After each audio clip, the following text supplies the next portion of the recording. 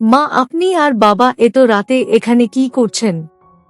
নিজের আপন ছেলে মনীষের কণ্ঠস্বর আচমকা কানে আসতেই আমি খানিক চমকে উঠলাম। আমি আমার ছেলে মনীষের দিকে তাকিয়ে দেখতে পেলাম আমার ছেলে মনীষ জেগে গেছে। আমি আমার ছেলে মনীষকে জেগে যেতে দেখে বললাম, এই তো খোকা, আমরা একটু কাজ করছি, তুই ঘুমিয়ে পড় খোকা।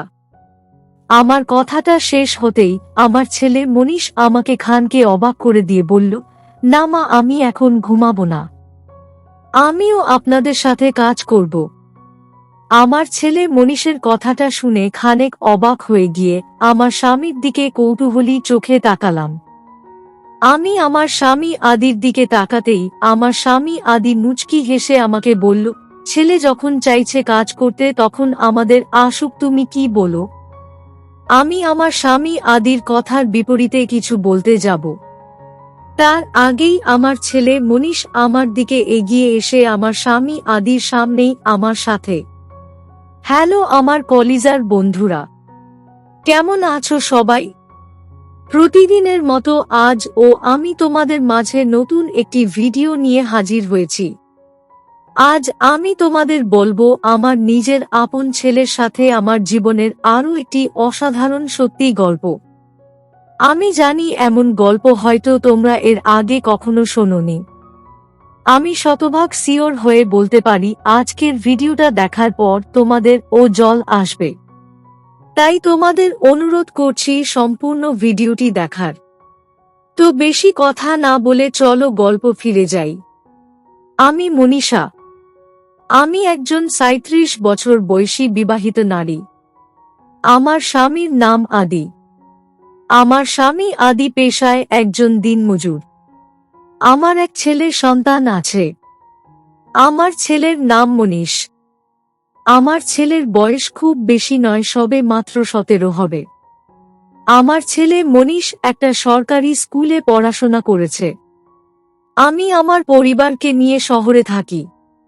আমাদের পরিবারটা মোটেও অর্থনীতির দিক থেকে ভালো নয়। আমার স্বামী আদি আমাদের সংসারের একমাত্র আয়ের উৎস।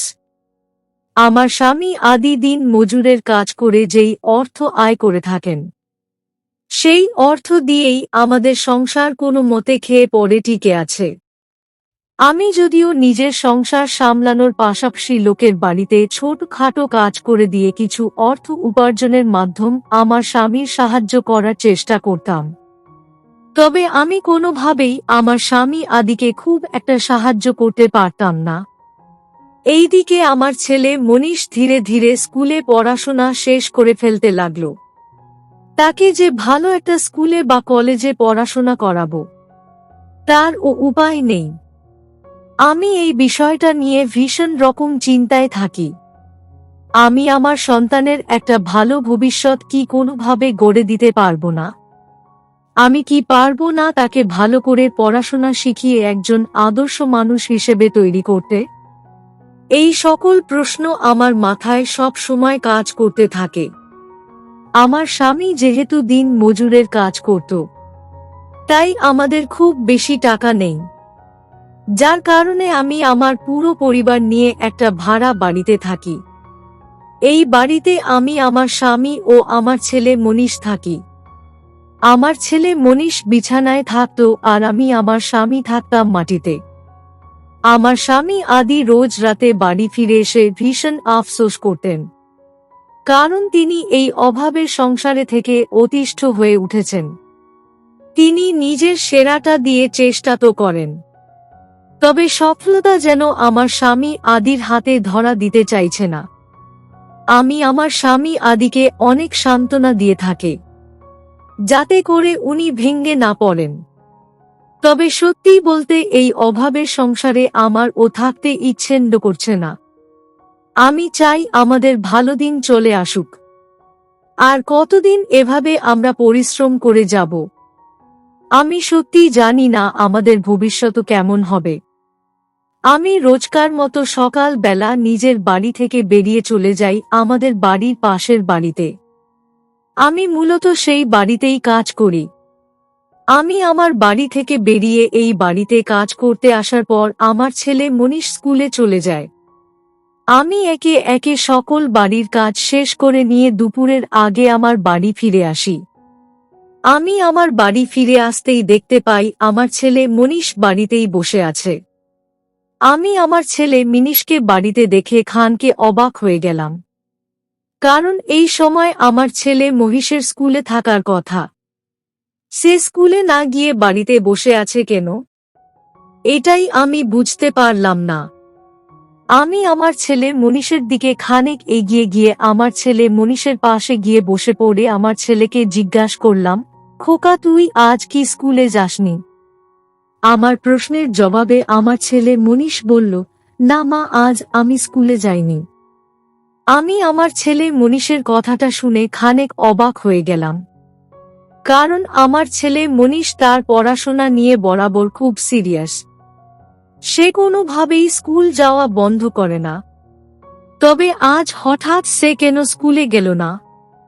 আমি আমার ছেলে মনীষকে জিজ্ঞেস করলাম, কেন খোকা, আজ তুই স্কুলে যাসনি কেন?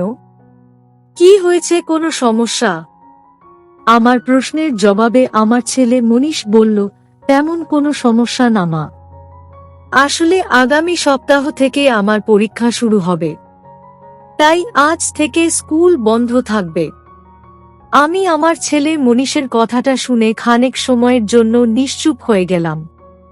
পরীক্ষা মানেই তো আমার ছেলের স্কুলে টাকা দিতে হবে, কিন্তু এখন তো আমার কাছে কোনো টাকা নেই। আমি এখন আমার ছেলের পড়াশোনার জন্য টাকা কোথায় পাব? আমি আপন মনে এসব চিন্তা করছি। এমন সময় আচমকা আমার স্বামী আদির কণ্ঠস্বর আমার কানে আসলো। আমি ঘাট ঘুরিয়ে পেছন ফিরে তাকাতেই দেখতে পেলাম আমার স্বামী আদি আমার ঠিক পেছনে এসে দাঁড়িয়ে আছে। আমি আমার স্বামী আদির দিকে তাকাতেই আমার স্বামী আদি আমাকে বলল, আজ থেকে আর দিনমজুরের কাজ করব না। কেনই বা করব? একটু সম্মান ও করে না কেউ আমাকে? আমি এই কাজ আর করতে পারবো না। আমি আমার স্বামী আদির কথাটা শুনে ভীষণ রকম অবাক হয়ে গেলাম। কারণ আমার স্বামী আদি আমাদের সংসারের একমাত্র আয়ের উৎস। তিনি যদি দিনমজুরের কাজ না করেন তবে আমার সংসার চলবে কেমন করে? আমি আমার স্বামী আদির দিকে তাকিয়েই কৌতূহলী কণ্ঠে বললাম, আপনি এসব কি কথা বলছেন? কাজ ছেড়ে দিলে সংসার কেমন করে চলবে? আমার প্রশ্নের জবাবে আমার স্বামী আদি বলল, চলবে। সমস্যা হবে না আশা করি। আমি অন্য কাজ করব। আমার স্বামী আদি কথাটা শেষ করতেই আর কোনো কথা না বলে সোজা বাড়ির বাহিরে চলে গেলেন। আমি আমার স্বামী আদির চলে যাওয়ার দিকে এক দৃষ্টিতে তাকিয়ে আছি। আমি সত্যি জানি না আমার স্বামী আদির মাথায় আসলে কি চলছে। তাছাড়া এখন এই সময় দিনমজুরের কাজ ছেড়ে দিয়েই বা উনি কোন কাজ করবেন? বিষয়টা ভাবতেই আমার মনের মাঝে কেমন যেন করে উঠল। আমি আমার ছেলে মনীষের দিকে তাকিয়ে বললাম, খোকা তুই বরং বাহির থেকে একটু ঘুরে আয়। আমার কেন যেন কোনো কিছুই ভালো লাগছে না। মাথাটা ধরেছে মনে হচ্ছে। আমার কথাটা শুনে আমার ছেলে মনীষ বলল, আপনার মাথা ধরেছে মা? আসুন এই দিকে এসে শুয়ে পড়ুন আর একটু বিশ্রাম নিন। আমি আপনার মাথায় জল দিয়ে দিচ্ছি। এই বলে আমার ছেলে মনীষ চলে যায় জল নিয়ে আসতে। আমার ছেলেটা অনেকে ভালো একটা ছেলে। আজকালের ছেলে মেয়েরা যেখানে নিজের মনের কথা ভাবে, নিজেদের ইচ্ছামতো সবকিছু চিন্তা করে, সেই দিকে আমার ছেলে মনীষ সব সময় নিজের পরিবারের কথা ভাবে, নিজের পরিবারের পাশে থাকার চেষ্টা করে। বিশেষ করে আমার খেয়াল রাখার চেষ্টা করে আমার ছেলে মনীষ। আমি আমার ছেলে মনীষকে ছোটবেলা থেকে দেখছি। ইদানিং আমার ছেলে মনীষের মাঝে বেশ কিছু পরিবর্তন এসেছে। সে আজকাল আমার সেবাটা একটু বেশিই করছে। যদিও আমি জানি না আমার এই ভাবনাটা কি ঠিক নাকি ভুল। তবে হ্যাঁ, কিছু পরিবর্তন তো এসেছে আমার ছেলে মনীষের মাঝে। আমি আমার মাথা থেকে অন্য সকল চিন্তা ঝেড়ে ফেলে বিছানায় শুয়ে পড়লাম। আমি বিছানায় শুয়ে মিনিট খানেক সময় অতিবাহিত হতেই আমার ছেলে মনীষ আমার জন্য জল নিয়ে আসলো। আমার ছেলে মনীষ জল নিয়ে এসে আমার মাথায় জল দিতে লাগলো। আমি চুপ করে শুয়ে আছি। আমার ছেলে মনীষের এমন সেবায় আমার মনের মাঝে প্রশান্তি কাজ করছে। আমি বেশ কিছু সময় বিশ্রাম করার পর আমার ছেলে মনীষ আমাকে বলল, মা, আপনার আর বাবা অনেক পরিশ্রম হচ্ছে, তাই না? আপনারা দুজন এই সংসার নিয়ে অনেক চিন্তা করেন, অথচ আমি আপনাদের সন্তান হয়ে আপনাদের কোনো সাহায্য করতে পারছি না। আমি আমার ছেলে মনীষের কথাটা শুনে মুচকি হেসে বললাম, ধুর পাগল ছেলে আমার, এসব নিয়ে এত চিন্তা করার কিছু নেই। তাছাড়া তুই যদি ভালো করে পড়াশোনা শেষ করে একটা ভালো চাকরি করিস তবে তো তোর আমাদের আর কোনো চিন্তা থাকবে না, আর না এই সংসারে আর কোনো অভাব থাকবে। আমার কথাটা শেষ হতেই আমার ছেলে মনীষ আমাকে যা বলল তা শোনার জন্য আমি মোটেও প্রস্তুত ছিলাম না। আমার ছেলে মনীষ আমাকে বলল, মা, আমি সত্যি আর পড়াশোনা করতে চাই না। আমি আমার ছেলে মনীষের কথাটা শুনে নিশ্চুপ হয়ে গেলাম। সত্যি বলতে আমি বুঝতে পারছি না যে আমার এখন কি বলা উচিত।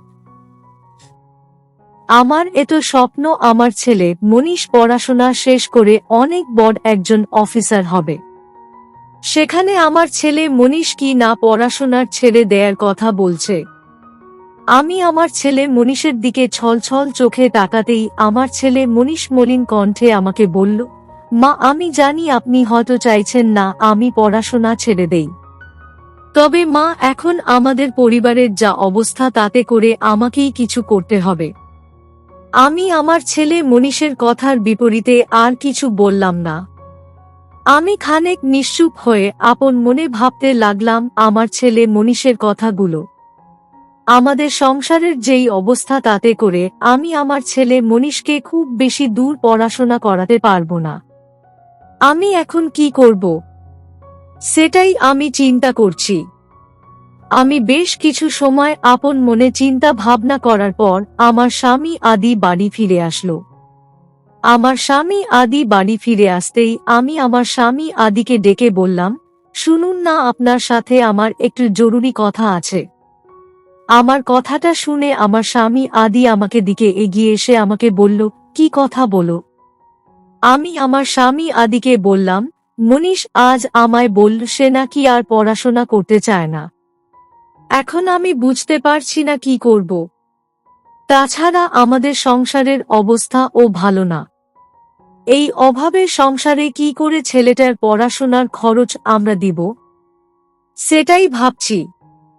আমার কথাটা শুনে আমার স্বামী আদি একটা দীর্ঘশ্বাস ফেলল। আমার স্বামী একটা দীর্ঘশ্বাস ফেলে নিশ্চুপ হয়ে গেল। আমি জানি আমার স্বামী আদি এখন কি চিন্তা করছে, কিন্তু এখন আর চিন্তা করে কোনো লাভ নেই। আমাদের ভালো সময় মনে হচ্ছে না আর আসবে। রাতের দিকে আমার স্বামী আদি বাড়ি ফিরে এসে আমাকে বলল, মনীষা, এই দেখো কি নিয়ে এসেছি।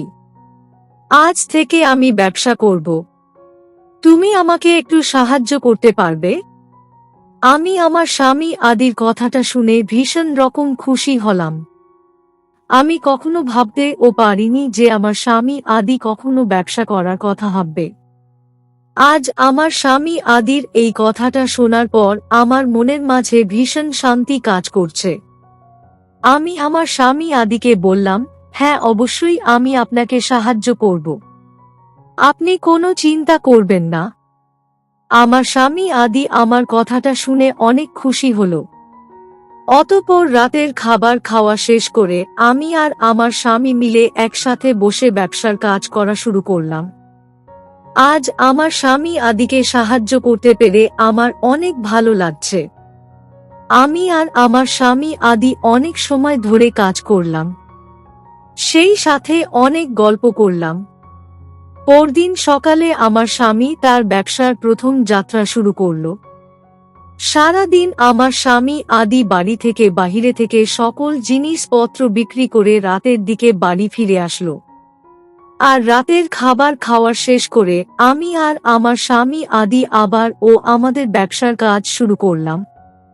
রাত একটু বেশি হতেই আচমকা আমার ছেলে মনীষের ঘুম ভেঙে যায়। আমার ছেলে মনীষের ঘুম ভেঙে যেতে আমার ছেলে মনীষ আমাকে বলল, মা, আপনি আর বাবা এত রাতে এখানে কি করছেন?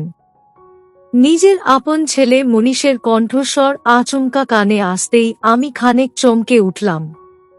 আমি আমার ছেলে মনীষের দিকে তাকিয়ে দেখতে পেলাম আমার ছেলে মনীষ জেগে গেছে।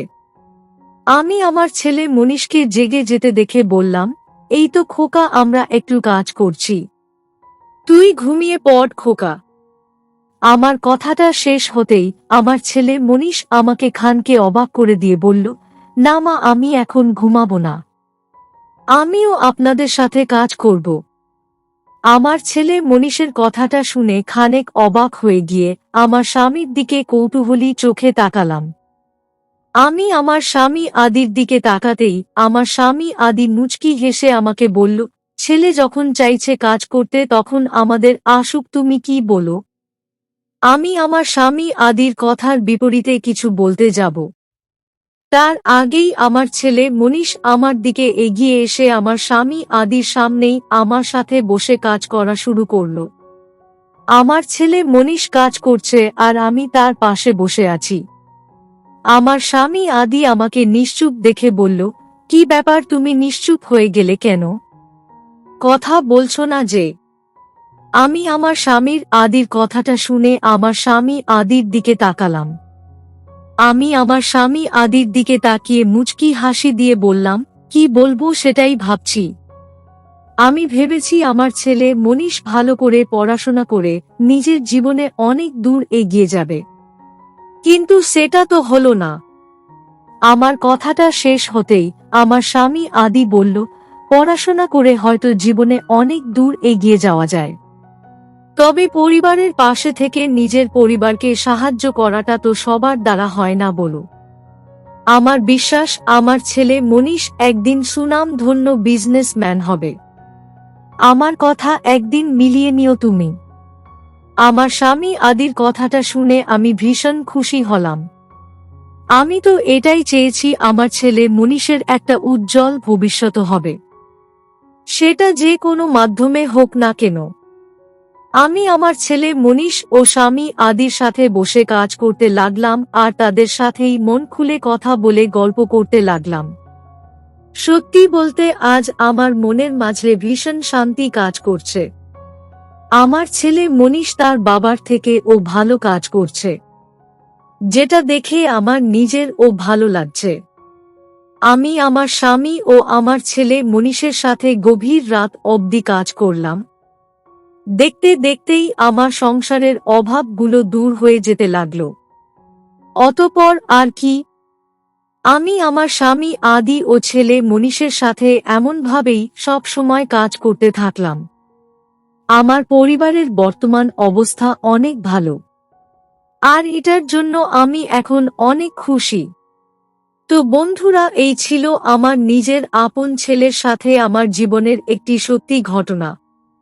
তোমাদের কেমন লাগলো আজকের গল্পটা? অবশ্যই কমেন্টে জানাবেন। প্রিয় বন্ধুরা, আজকের ভিডিওটি এখানেই শেষ করলাম।